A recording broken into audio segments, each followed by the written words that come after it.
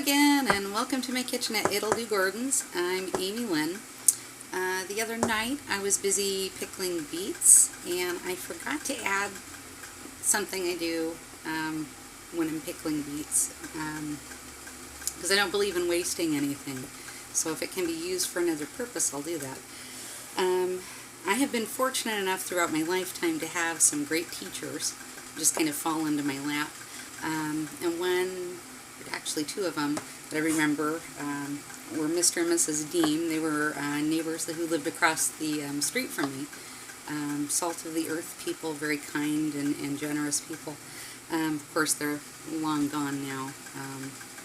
Anyhow, they're the ones that taught me how to do some of the canning that I do and pickling. Mr. Dean was known for making some wines that were unusual. I had never heard of one of them being beet wine, and so being from a generation where you didn't waste things and you utilize everything that you had, he would make beet wine. So with the peelings that you know from your beets, when you cook them off, you save them, and then you put them into a pan and kind of cover them with a little bit of water, and you boil them. Probably about a 1/4 inch water. Boil them down, let them cool, and then you strain them off.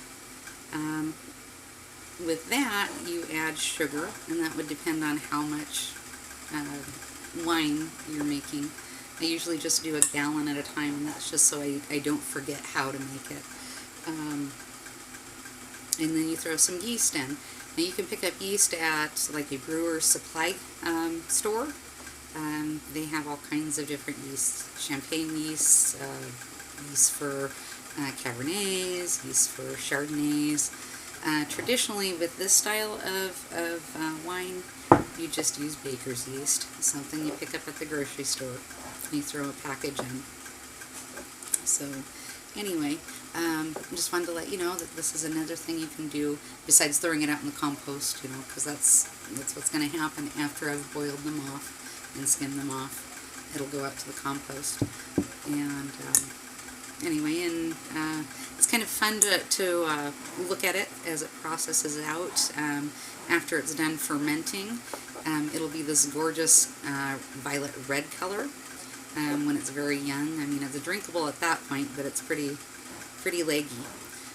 Let it sit for a while, and it'll turn into a beautiful red, much like a beautiful cab. Anyway, that's just something that I do with these, and to honor the knowledge that was passed on to me by our past generations. So never take a moment or an opportunity for granted that you can learn something from someone, because they're always willing to teach it if you're willing to listen. Oh, and I have to say, if you like this bowl, I know a great potter down in the Eugene area. That is Amy Hess, Clay Mason Studios. Does fantastic work. I love it. I use it a lot in the kitchen. That makes me happy. I figure if you've got to have tools that make you happy when you're working, everything's better. So anyway, that's all I have for tonight. I'd suggest try doing some beet wine. Just Google it. There's all kinds of recipes out there. Some will say add spices, some will say don't. I don't add spices because that's not the recipe that I was taught. But anyway, try it. It's really interesting. Share it with friends. Anyway, have a great evening. Be kind to one another, and I'll talk to you soon again. Bye-bye.